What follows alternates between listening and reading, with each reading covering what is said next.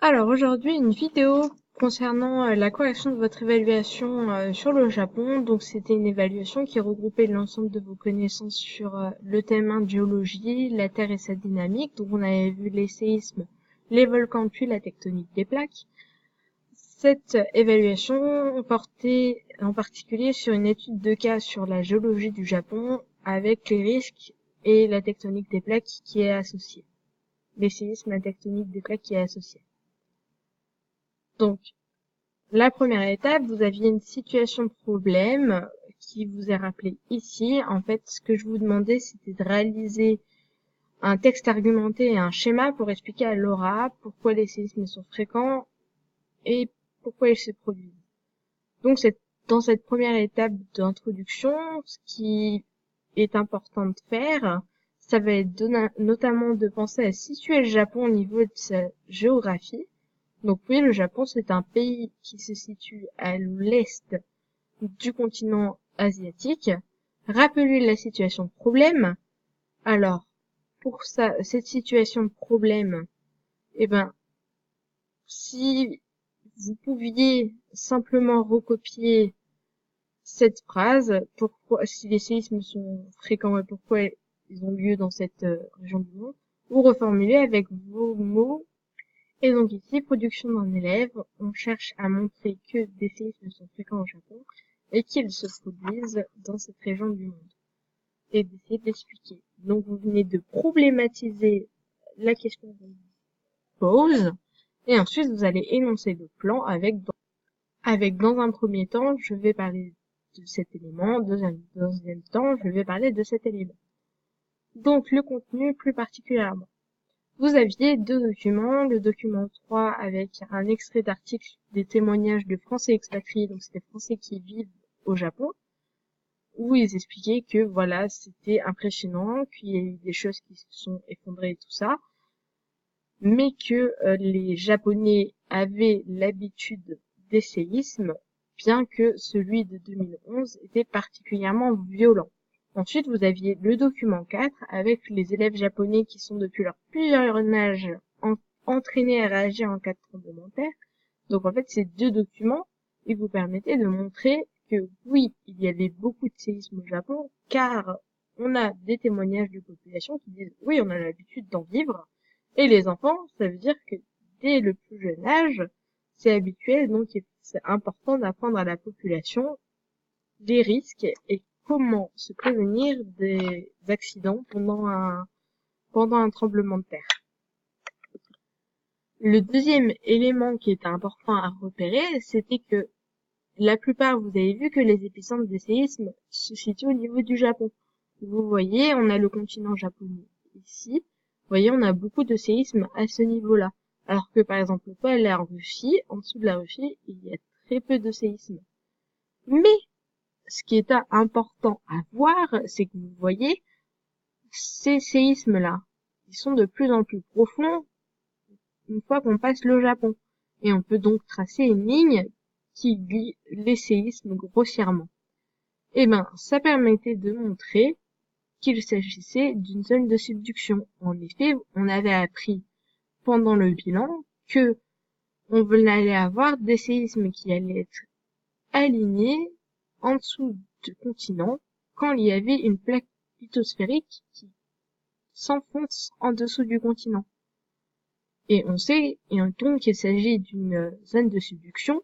Deuxième élément, on sait qu'il y a du volcanisme explosif qui se déroule sur le continent du dessus.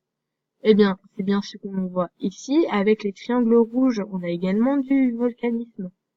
Donc, ce volcanisme et puis le fait que ces séismes soient alignés, c'était deux éléments qui permettaient de dire, eh oui, on est dans une zone de subduction.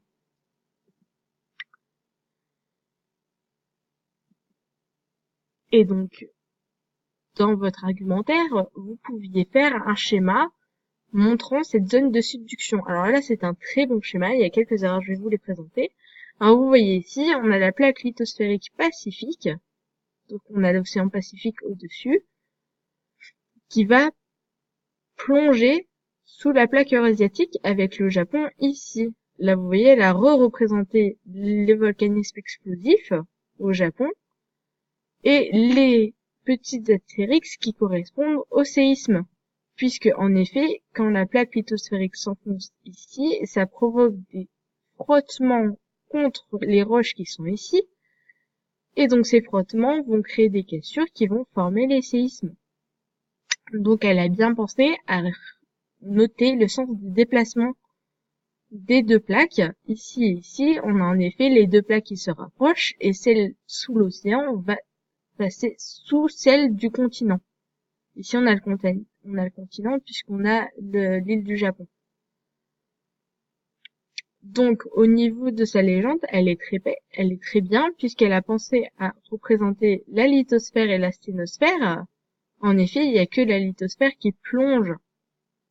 Et ça plonge dans la sténosphère. Le seul élément que je vais pouvoir critiquer dans ce schéma, c'est qu'ici, on parle de faille et d'axe dorsal. Et en fait, ici, cette partie de jonction entre le continent, la plaque eurasiatique et la plaque qui plonge, et ben en fait, on parle de fosse océanique, puisque au niveau du relief, ça va être très profond. Et ce n'est pas du tout l'axe de la dorsale. En fait, la dorsale, c'est un lieu où les plaques lithosphériques vont plutôt s'écarter, alors que là, elles se rapprochent. La dorsale, en fait, on peut la représenter à ce niveau-là avec une autre plaque lithosphérique océanique. Voilà. Donc, c'était le genre de schéma que j'attendais pour répondre à la question dans votre texte argumenté. Mais d'autres élèves ont proposé d'autres schémas et ce n'était pas une erreur. Alors ici, on a la formation d'un tsunami. Alors, on voit ici, on a des vibrations qui se propagent à la verticale. Attention, c'est pas forcément juste, je vais revenir avec vous. Puis la création de vagues.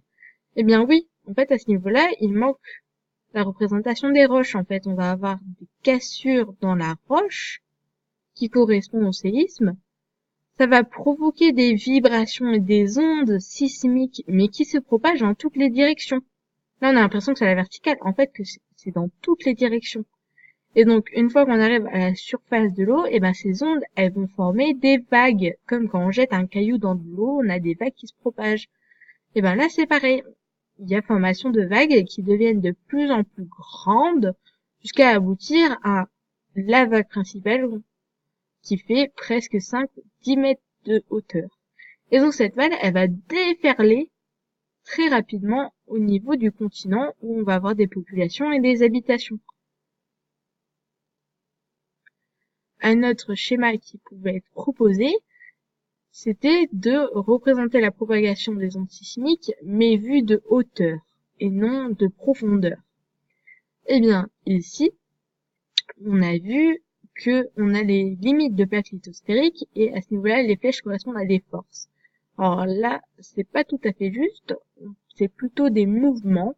Et en fait, là, on a l'impression qu'il met dans les deux sens, mais on sait bien que le mouvement, il se rapproche l'une de l'autre. Les deux plaques se rapprochent l'une de l'autre. Et donc, c'est le fait que les deux plaques se rapprochent l'une de l'autre, ça crée des ondes sismiques qui se propagent un peu partout.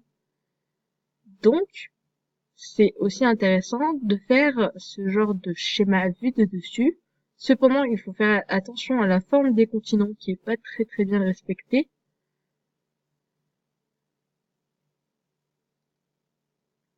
Et pour finir, vous allez devoir réaliser une conclusion. Une fois que vous avez expliqué, que vous avez fait votre schéma, il vous reste une conclusion. Et en fait, la conclusion correspond à un résumé qui permet de répondre à la problématique. La problématique, c'était les séismes, est-ce qu'ils sont fréquents au Japon et pourquoi? Alors, ici, on a un exemple qui peut être proposé. C'est le Japon se situe au niveau de limites de plaques lithosphériques qui sont en mouvement les unes par rapport aux autres. Les deux plaques se rapprochent et l'une d'elles va s'enfoncer sous l'autre. On parle de subduction. Ce mouvement de plaques entraîne des cassures dans la roche en profondeur et produisent de nombreux séismes. Faut bien penser à parler, et oui, c'est une subduction au Japon. Faut pas se limiter à, oui, il y a beaucoup de séismes en profondeur. Ce qui était très important de repérer, c'était que c'était une subduction et que les plaques se rapprochent l'une de l'autre. Donc voilà, cette explication pour la correction est terminée. Si vous n'êtes pas satisfait de votre évaluation, l'évaluation de vos compétences, Vous pouvez bien sûr venir m'en parler personnellement à la fin d'un cours, mais sachez que c'était la première fois qu'on faisait vraiment un exercice complet sur l'argumentation en SVT. Donc il était important de revoir cette vidéo et de prendre en compte les remarques aussi bien sur la forme que sur le contenu pour pouvoir vous améliorer la prochaine fois.